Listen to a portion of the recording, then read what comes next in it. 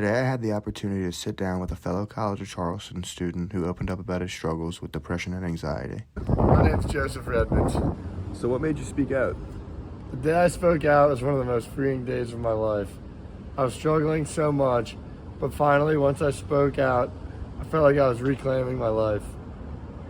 So before speaking out, how did you feel? I felt trapped, for the hardest battles I was fighting were the ones with myself. I also spoke with psychiatrist Dr. John Vogel and was able to ask him some questions about men's mental health and his standpoint on it. Well, I'm trained as a clinical psychologist, and I have a PhD.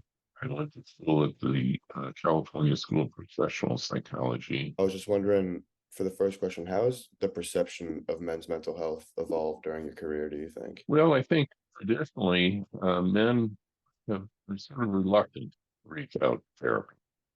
Um, at one time, the ratio between men and women, I think 60% women who come to therapy, only 40% men. Mm-hmm. There's sort of this whole stigma that had been a stigma on mental health. It's much more accepted now than when I first started.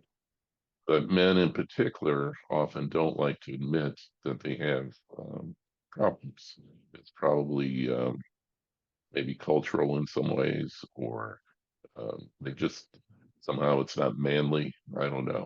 But Yeah. anyway, they have a little harder time, I think, coming to therapy. What I've noticed over the years, in some ways, I can see the advent of video gaming and all that. Some men I see seem a little bit closed off socially, Mm-hmm. and I guess I attribute that it's easier for them to have virtual friends and Yeah. virtual relationships than have real relationships, which I don't see as a good thing. Uh-huh. Maybe for some, it's a beginning of developing more relationships. If they don't get out of their apartment or their house, they can be pretty closed off socially. That's Yeah. just one issue I've noticed over the years. In your view, what could be the biggest misconception about men's mental health that needs to be addressed by society? Kind of like a stigma that you were talking about earlier. I think the fact that men aren't that different than women, really, in Uh, the sense of they have the same issues. They just often don't talk about it. My father, back when I was in college, he never seemed to be bothered by anything. mm-hmm. And it wasn't until later I realized, yeah, he's bothered by things. He just doesn't show it. And so I think that's a misconception about men. Mm-hmm. Somehow they're the stoic, always in control, always got it together, which is really a disservice to themselves, really, because most people have issues at one time or another in their life.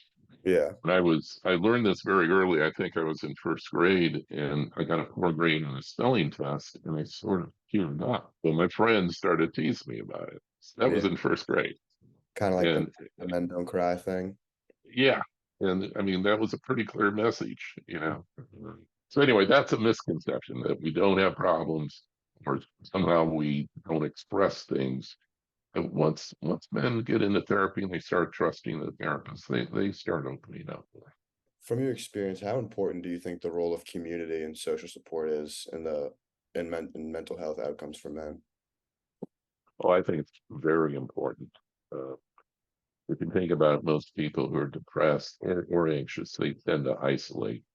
Mm-hmm. And so if I can encourage them to get out, do things with other people, that can make a big difference, really big difference in their mental health.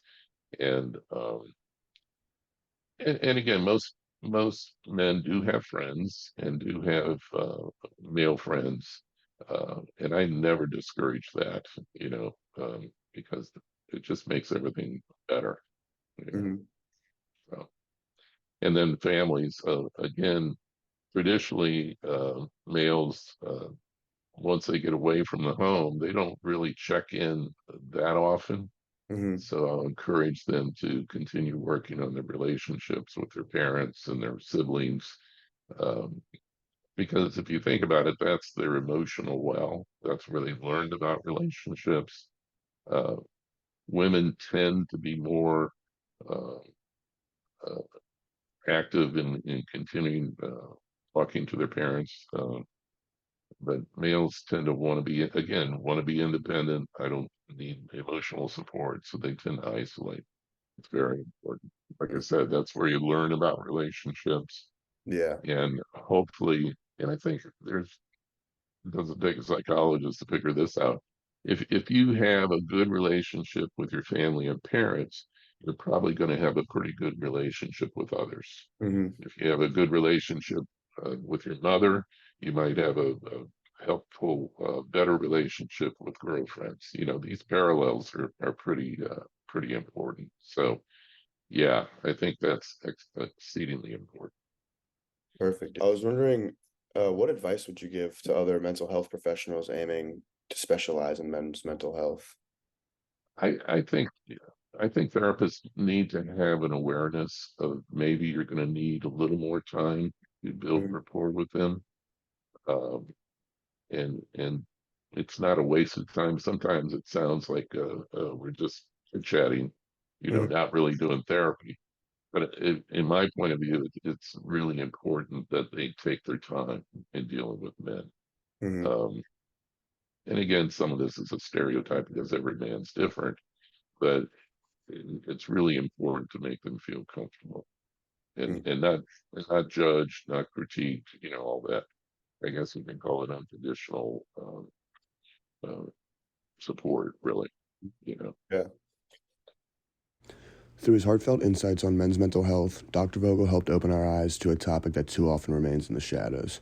Now, let's check in on student Joe Red as we continue exploring these important conversations. Overall, are you glad that you broke the stigma and spoke out? It's been quite the journey with ups and downs. But looking back, I'm incredibly happy I broke the stigma. I've never felt better and never felt more in control of myself. And do you have any advice for people who are struggling with mental health? Yes, my advice would be to not to deal with it internally, but to speak out and talk to your closest friends, your family, and your loved ones. Fighting these internal battles is something no one should have to deal with, and the sooner you speak out, the better you'll feel. Remember, you're not alone, so for immediate support, please call the National Suicide Prevention Lifeline.